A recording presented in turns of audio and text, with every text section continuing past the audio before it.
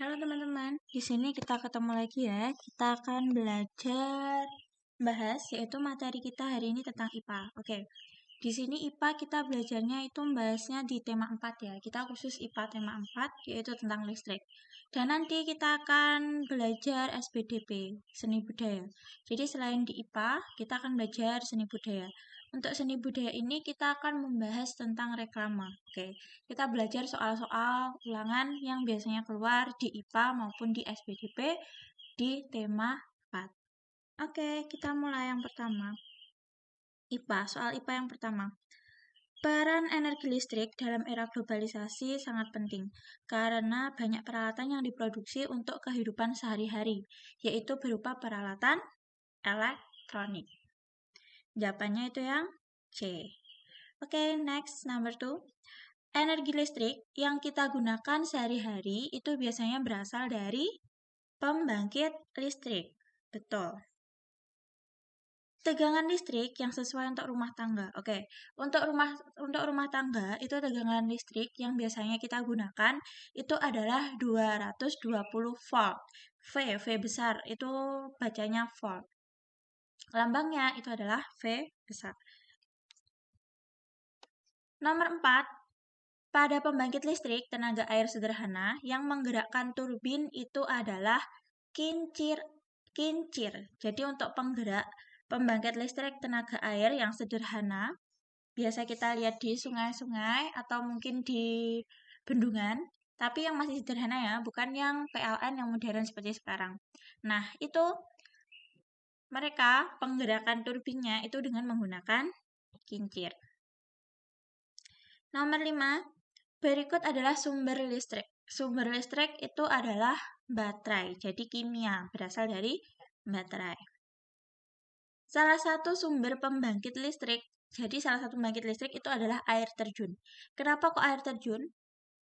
Karena di sini air terjun itu kan dia memiliki kecepatan. Jadi untuk pembangkit listriknya itu mereka butuh kecepatan, jadi air terjun.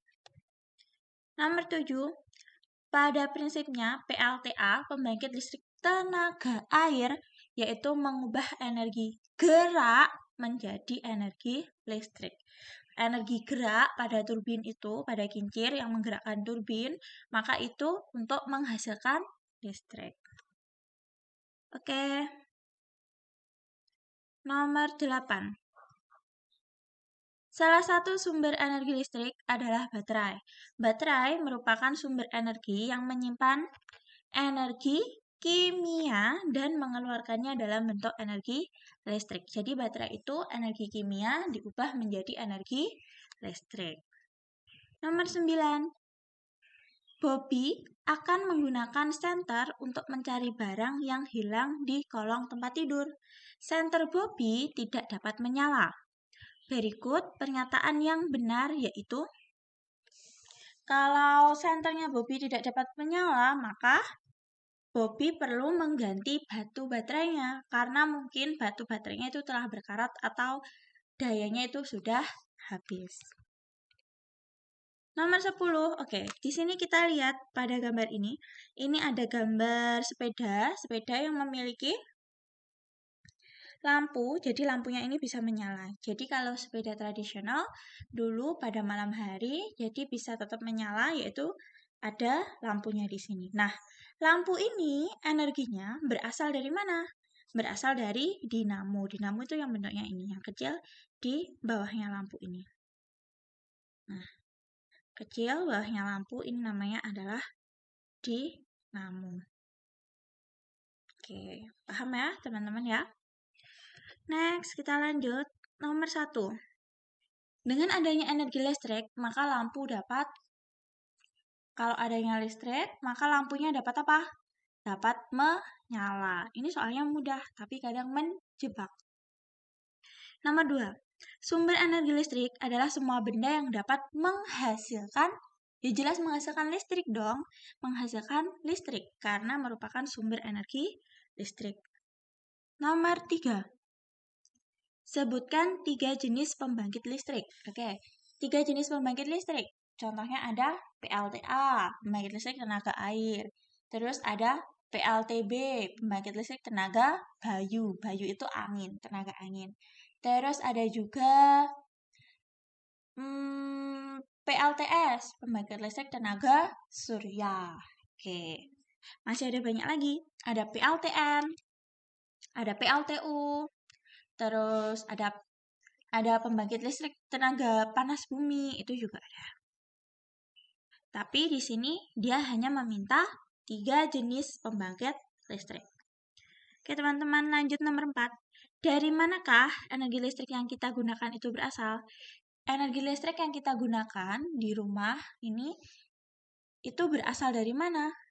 Energi listriknya ini adalah berasal dari PLN, pembangkit listrik nasional.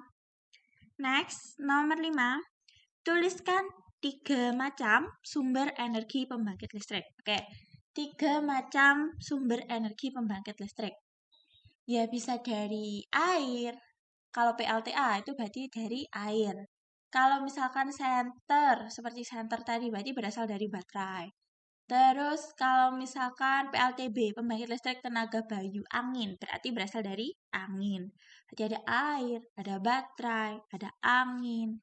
Kalau batu bara, pembangkit listrik tenaga batu bara itu berarti batu bara. Terus kalau misalkan listriknya dari panas bumi, berarti dari panas bumi. Sumbernya panas bumi. Oke teman-teman, itu tadi materi kita yang tentang IPA.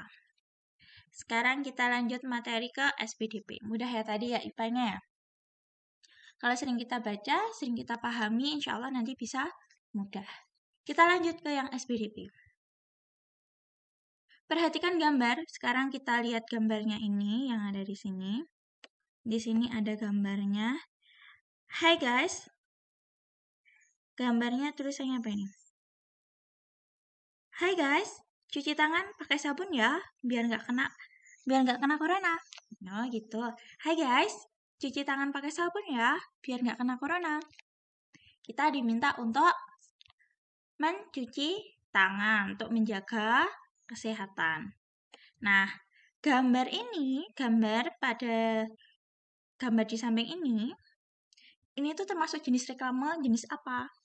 Kalau gambarnya besar, di pinggir jalan, terus untuk ini reklamenya besar di pinggir jalan seperti ini, dipasang di tempat-tempat yang strategis. Ini namanya adalah baliho.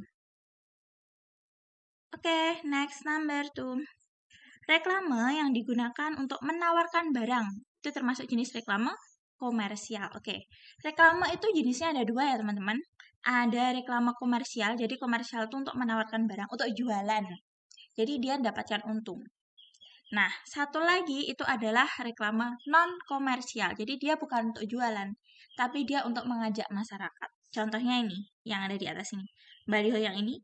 Hai guys, cuci tangan pakai sabun ya. Kayak gini. Ini adalah sebuah reklame non-komersial. Karena dia adalah mengajak masyarakat untuk mencuci tangan. Kalau dia menawarkan barang, itu namanya adalah reklame komersial. Karena dia menghasilkan untung. Untuk berdagang, untuk untung. Dia akan untung. Oke, next, number 3. Kata-kata yang digunakan dalam reklame seharusnya ringkas dan padat. Oke, betul. Reklame itu singkat dan padat. Ringkas dan padat. Seperti ini. Kata-katanya cuma singkat, cuma dua kalimat aja. Tapi kita sudah paham. Oh, maksudnya kita diminta untuk cuci tangan biar nanti nggak kena corona. Nah, dia kata-katanya singkat, ringkas, padat, tapi kita paham materinya. Oke, lanjut nomor 4. Bobby membuat satu poster tentang bahayanya narkoba. Sebaiknya Bobby menempelkan poster ini. Bobby itu adalah seorang pelajar ya, berarti di kantin siswa, tempat yang ramai. Poster, reklame, jenis-jenis reklame itu pasti ditempelkan di tempat yang ramai. Gunanya apa? Agar bisa dibaca oleh orang lain. Oke, nomor 5. Contoh kalimat dalam poster tentang pendidikan adalah buku adalah jendela ilmu. Oke, ini pasti selalu ada. Nomor 6. Agnes membuat reklame. Tujuan pembuatan reklame adalah sebagai berikut. Kecuali, ingat, di sini ada kata-kata kecuali. Kecualinya adalah menampilkan hasil ujian kelulusan. Jelas bukan. Reklame tidak untuk itu. Reklame tadi hanya ada dua macam. Komersial dan non-komersial. Entah itu untuk jualan, dapat untung, atau untuk mengajak masyarakat. Jadi, bukan untuk menampilkan hasil kelulusan. Nomor 7. Poster merupakan media publikasi yang terdiri atas kombinasi gambar dan teks. Oke.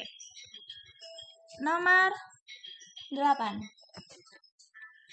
Reklame yang dibuat untuk kepentingan sosial disebut dengan reklame.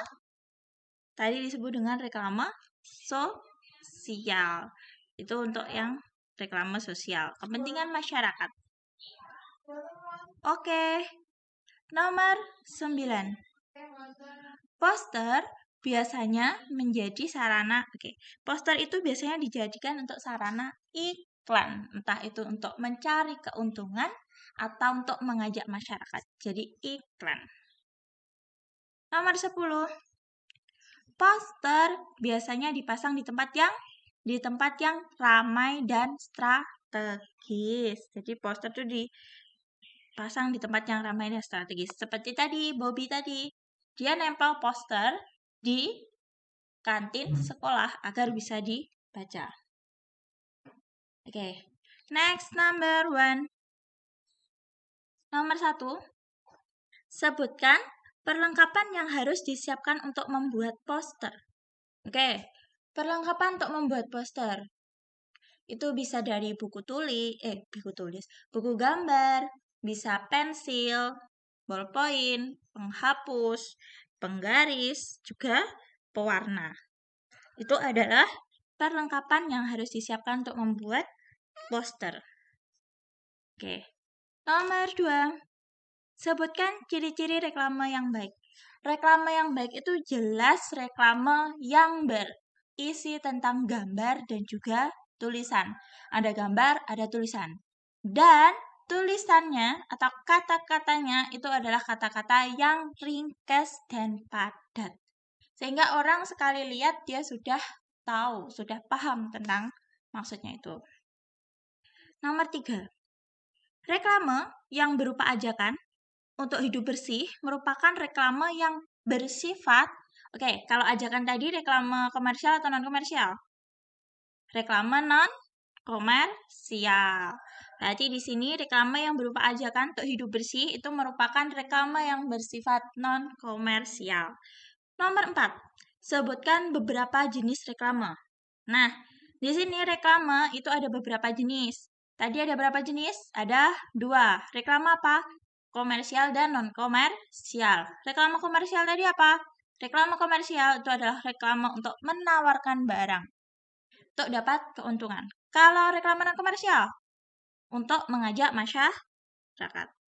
Oke, nomor terakhir. Apa yang dimaksud reklame? Nah, sekarang kita disuruh mengartikan apa itu reklame. Reklame adalah sebuah informasi yang berupa ajakan untuk mempengaruhi seseorang. Itu disebut dengan reklame. Oke teman-teman, itu materi kita hari ini. Semoga bermanfaat. Sampai jumpa di pertemuan berikutnya. Bye.